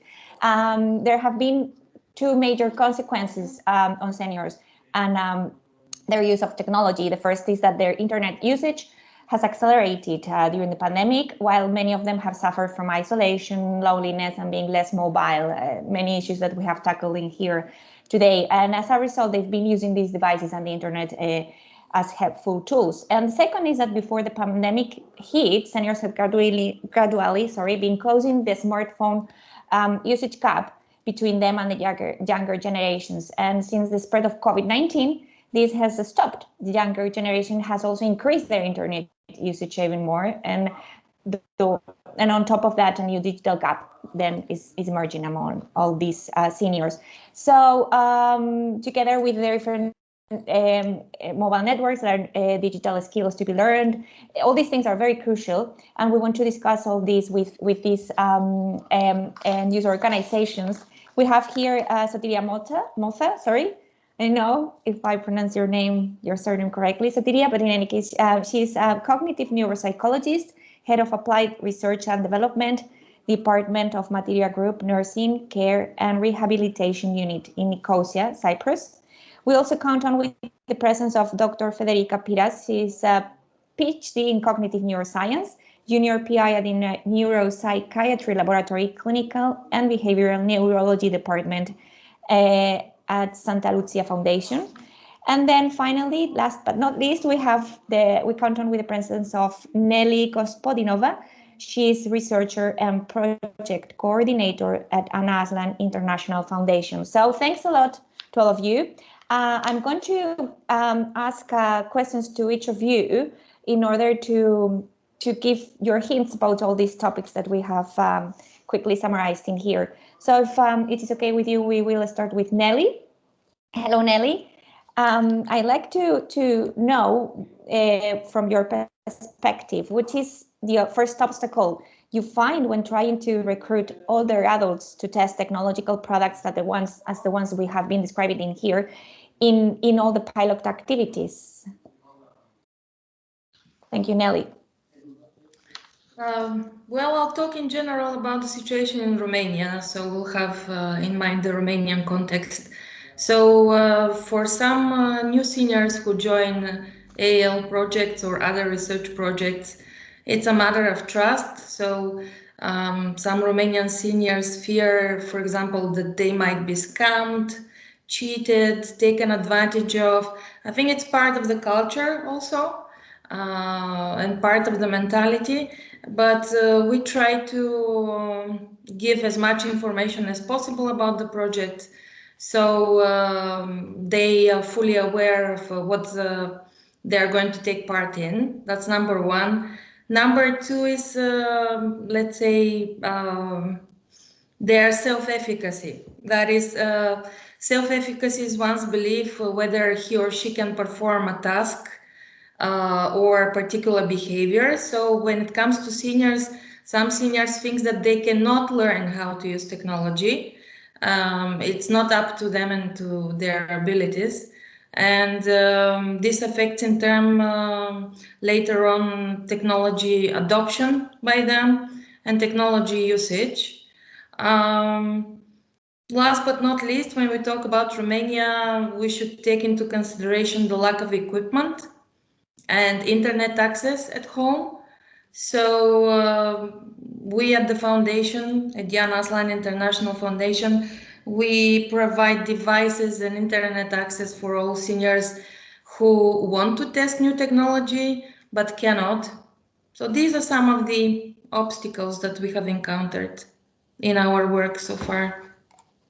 Thank you very much, Nelly, and thank you for giving us the hint from Romanian perspective. Now, Federica, I'd like to ask you, how can the use of technology in any case affect older people? How do you believe? Well, actually, we do know from scientific research that some lifestyle changes, even in old age, can counteract the age-related cognitive decline that is observed in many of the elderly, and that might be due to the onset of neurodegenerative disease. So one of these changes is the engagement in cognitively stimulating activities, which can, from a lifetime perspective, help and increase the subject to build upon a sort of reserve of ability, which is deriving from the fact that the subject has been experiencing very engaging, not just from only a cognitive point of view, but also from a social and physical point of view activities. So in our opinion, in the opinion of all of us that are working with this kind of a technological project, technological usage can offer the opportunity in older age to have a more engaged lifestyle.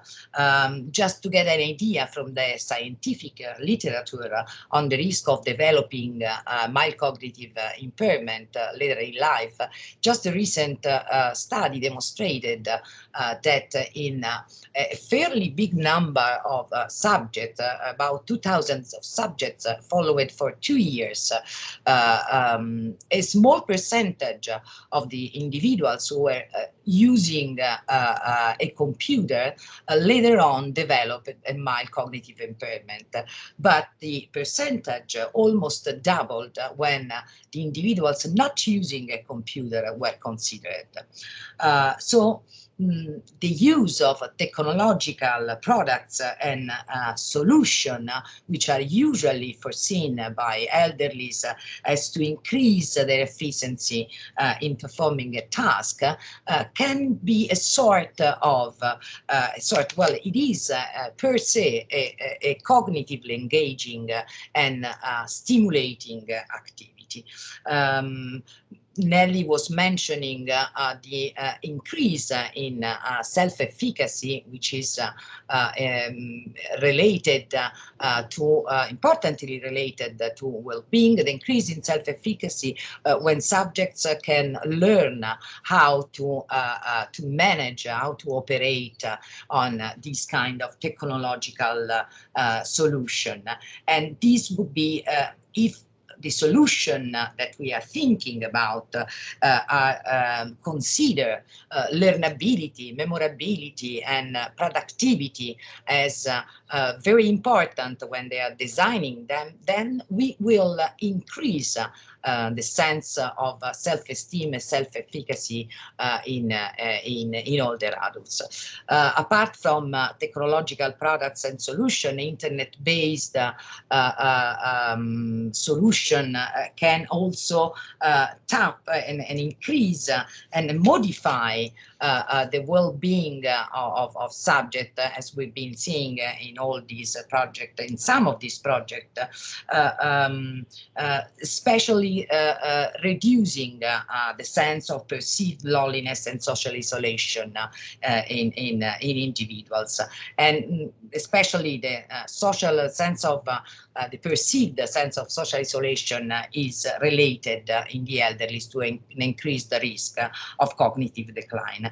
So my opinion is, our opinion is that this technological solution can constitute an important way to mentally engage the elderly and to enrich their life as to preserve their cognitive fitness, acting through a blend of cognitive stimulation and social interaction. Thank you, Federica. Very much promising.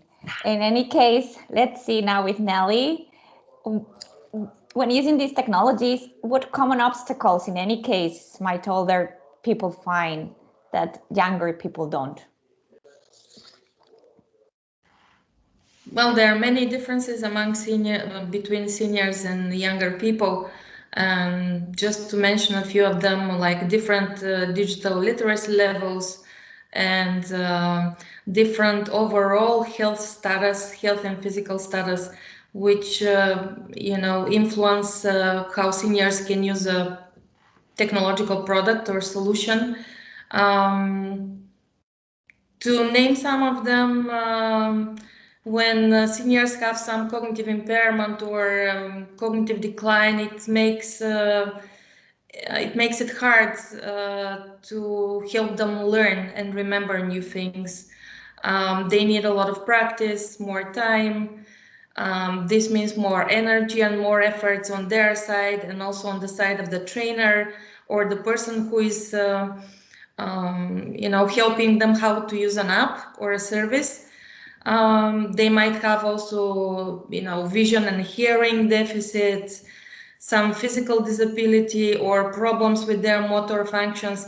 So all these things need to be taken into consideration when a product or a solution is designed. because, for example, seniors have even slower reactions, different way of touching a screen and waiting for a response. They type more slowly. They need bigger fonts, bigger sizes of boxes and text. So all these things need to be considered when a product is designed in order to provide a user interface that is easy to use and as simple as possible, so it doesn't confuse the senior, because once they feel confused or frustrated, they will quit and they will stop using it. So there is no use of anything that a company has done so far. So it should be easy to use and adapted to their specific needs. And last but not least, seniors need more and greater support online or through the app. They need clear instructions, and they need to know what to do when they feel lost, So there should be help buttons and sufficient support for them. Well, these are the things based on my observations in our work so far. Thank you, Nelly. Thank you. So now we jump to Sotiria. I'm going to ask you, both of you, I mean, not both of you, the three of you, sorry, to be a little bit quicker when answering to the questions, because we are running very much late, and I know the time is not the is not the best one, and also for a Friday. So Sotiria, let me ask you, should we change the way in which we use technology with intention of making them more accessible to older people, or should older people learn to use technology as we know it nowadays, then, following on Nelly's suggestion? Thank you, Doya. Well, representing an end-user organization with experience in older adults and their needs, I think that the answer in this is somewhere in the middle, and I will try to explain in quick.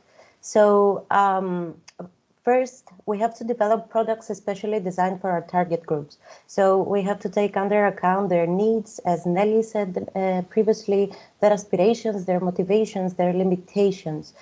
For example, when we are developing something for people with vision impairments, we have to take this under account and develop an application interface with big fonts or voice guidance or big and simple buttons, etc. But very frequently, this simplicity deprives the product's desirability, because if a product is very simple, then not many features can be included in it.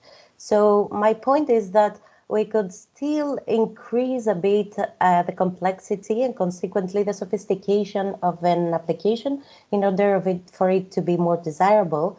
And at the same time, if needed, then the consortium developing the solution or the company should take care of the users and provide training programs, in-app assistive videos, close contact training, support line for them, a help desk, etc. So the answer is in the middle. But as a last remark, I would like to just present a very different perspective here. So I see that we're developing many products, but the adoption is low from the end users. Our market penetration is low.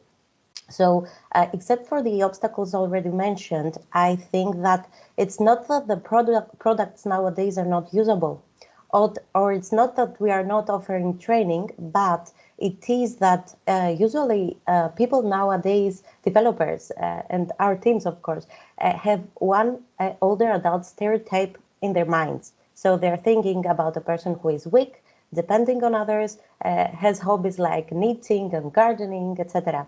And this is a stereotype because older people nowadays are very diverse. So there are people who like traveling, who are very competent with IT technological devices, who like nice clothes. They're 65 plus, so they're very young still. So I wanted to say that if I would have to pick a barrier, it would be avoid to stereotype all older adults and develop only for weak, depending people. Okay, thank you very much, Sotiria.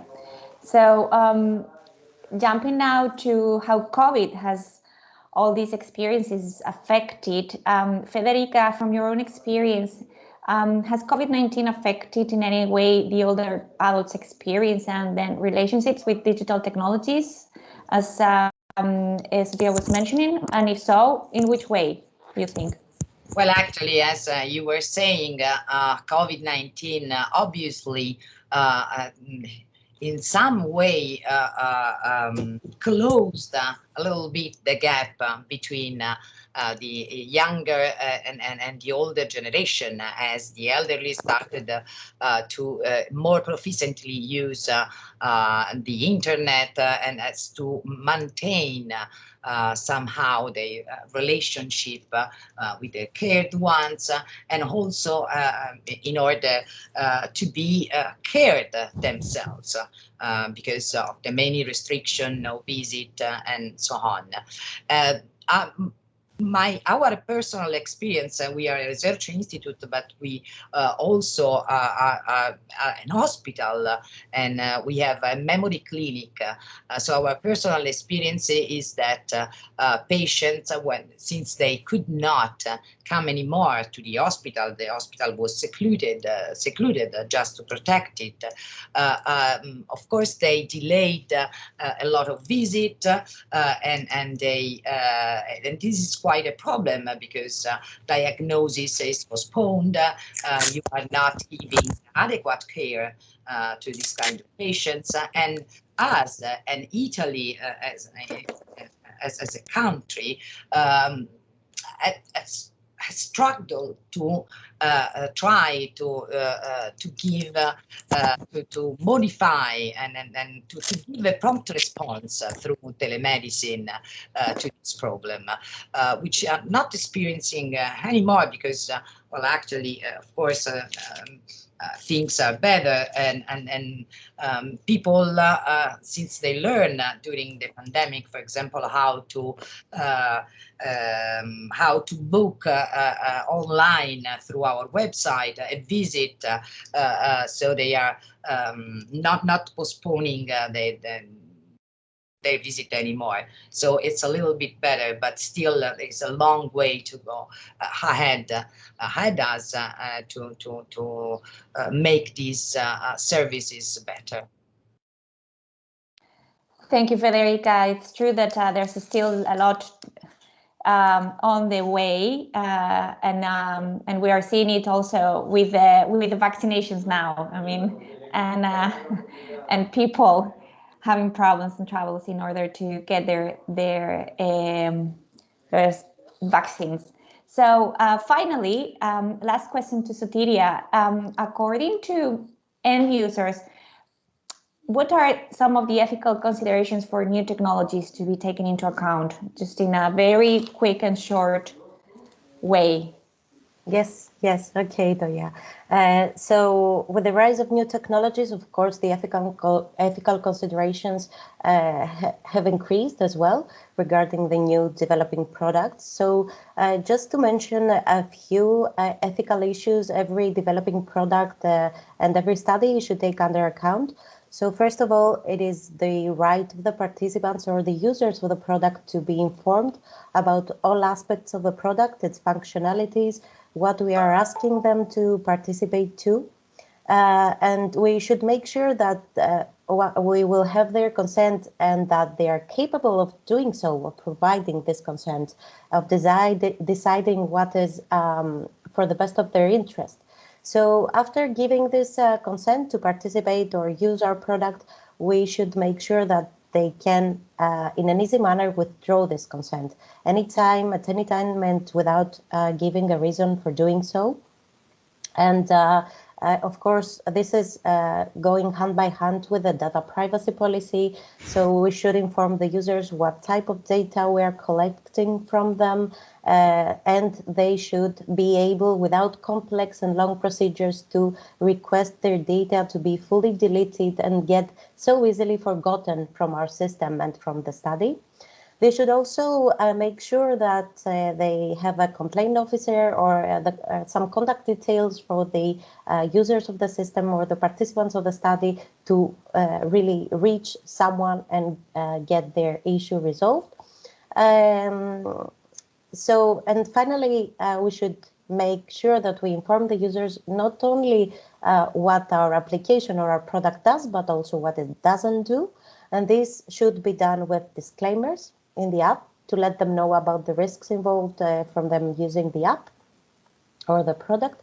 And finally, I would like to close by saying that I can go on and on with many values and considerations, but what is important here is that the ethical considerations of a product, of a project, is not textbook, and that we should every time engage in a dance with the users and get feedback from them on what is needed for this specific product we are developing, because there are no guidelines, strict guidelines applicable to all products and projects. Hope I was quick.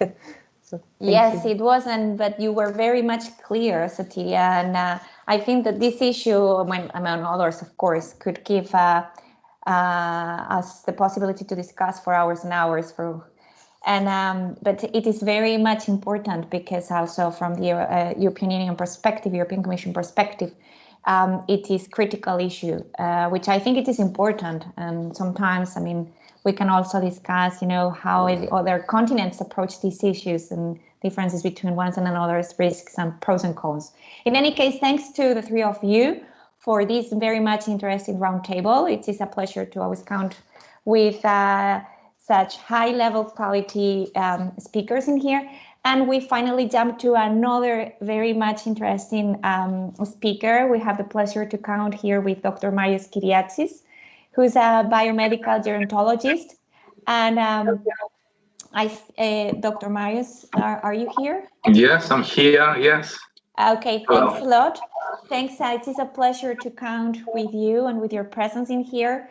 And I'm sorry we're running late, but in any case, we give you the floor to be the last speaker in here and to kind of close this, this very much interesting session. I won't be long anyway. I just want to pick up on some interesting areas of assistive technologies. Let's see if we can share. Okay. Perfect. So you can see my slides. Yes, we can. First of all, we need to ask a few questions about these technologies. Do all the people use them, and why don't they use them? And what we can do to improve the use of these technologies by older people, and also what the policymakers should do for this. One thing that comes to my mind when we talk about assistive technologies is that many people, including some of the presentations here today, think that assistive technologies are only for older people to help them manage in life. But we can also see them as technologies which help somebody to perform a task which otherwise they would be unable to do.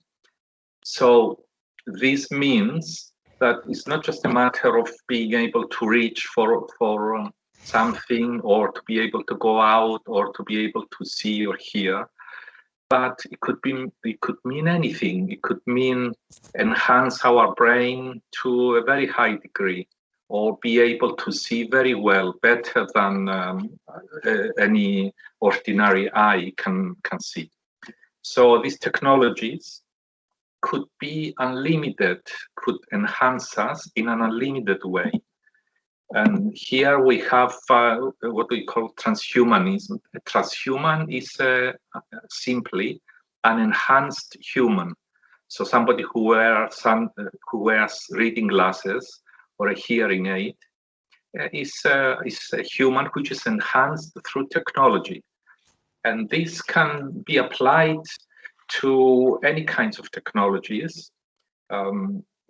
There are many technologies. We've seen some, and we'll see some developing quite soon. In quality, these technologies, some are better than others. And as I said, we could see them enhancing a human, not simply to live everyday life, but to achieve their goals beyond the current limitations. Yeah, there are some examples of technology. I'm not going to go through them. We discussed some, and we all know the others. But it's just to give you a general idea of this, of the wide scope of these technologies. Hola, ¿qué tal, Alejandra? Sí. Somebody's talking. Okay. No te preocupes. Yes, I can hear somebody talking. Let me mute. Yes, it doesn't matter. Okay. Anyway, one of these technologies I would like to mention is video games. So video games designed specifically for older people can enhance the cognition of these older people, and they can provide help and also prevention of cognitive decline. So specific video gaming for older people, but there are many others. When we ask older people if they use this technology, the majority of these people say that they use technologies related to living, to help them live their everyday life, to achieve health, and to have some kind of relationship with their family. Less commonly, they use technology for leisure and communication, which is, I find it strange, because leisure and communication are important aspects of social relationship.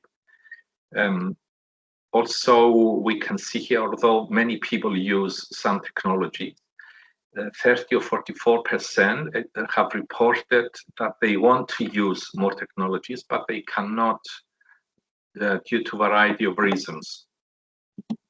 Some of these reasons are fear of being stigmatized. In other words, if they use some kind of assistance when they go out, assistive device, they feel that the other people will see them negatively, like it is a sign of aging and disability. They are getting old, and they don't like being presented as old. And one thing to have in mind is that many of these equipment and technologies, at least in the recent past, were made so that they can function properly, and not so much of how they appear, whether they appear beautiful or acceptable or not. And this is one of the obstacles. Some more obstacles of using these technologies is that you can imagine it yourself. If you are forced to use some kind of technology in order to help you through your life, it means that this is it. This is the end of that particular function. You are not going to get that function, physical function, back again. You will always depend on technology. So this is one factor. But then there are other factors like fear of stealing their personal details, or cyber theft, or getting access to their bank account, and so on. So we have to address these particular issues. We have to see what the person needs to use in general terms, what they want to use, and what it is available for them to use. If a particular device doesn't exist, we need to see whether we should provide a similar one who does a similar job, but not having more negative points, for example, expense, being more expensive or more complex to use. We should consider the fact that a particular device should be easy to use and aesthetically suitable to use. In other words, we shouldn't say, for example, use an armband with a huge electrical equipment hanging from there.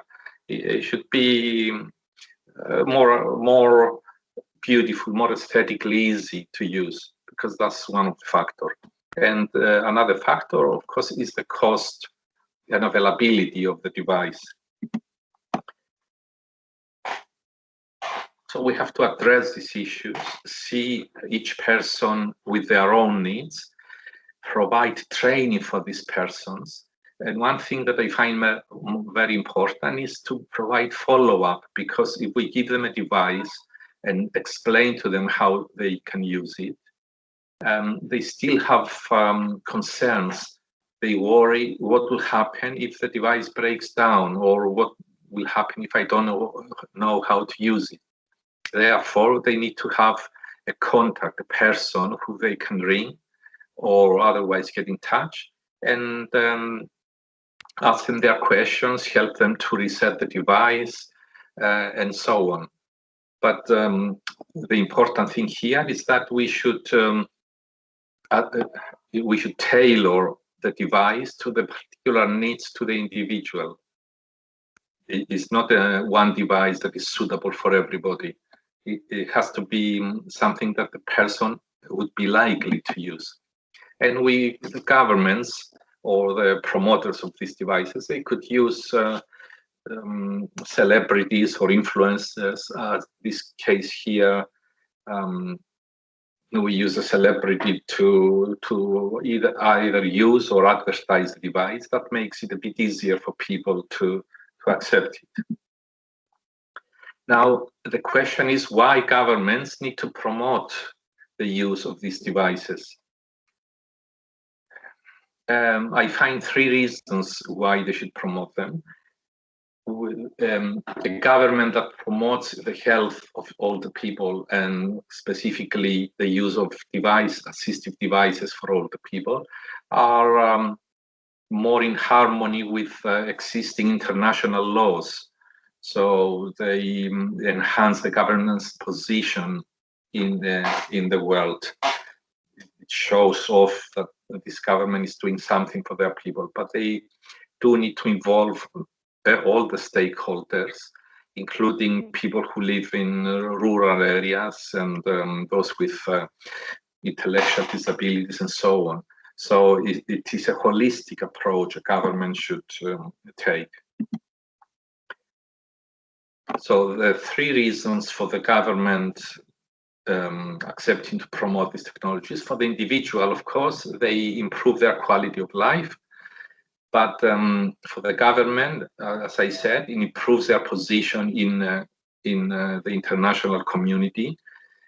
By using assistive devices, it means that we prevent future health problems. Therefore, the health costs will be less. And by improving people, by improving the individual and making them more able to function, the governments get more voters, more people who will vote for them because they have done a good thing. So there are these 3 reasons why governments should promote it, and not just individual organizations. The question of my talk was, where is the catch of using assistive technologies? And in my opinion, there is no catch. These technologies have to be used by the people.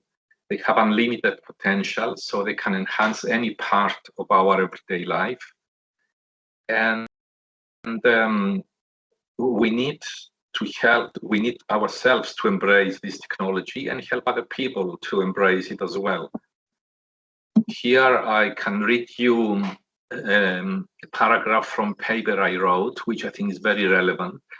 So by embracing technologies, and we engage with the techno-social environment. So our environment now is not just interacting species like animals, trees, and other people. It's becoming, not yet, but it is becoming an environment of 2 elements, humans and machines. So by engaging and embracing this techno-social environment, we have beneficial effects which have an effect on our biology. So there is a direct link between embracing technologies and biology which prevents age-related conditions.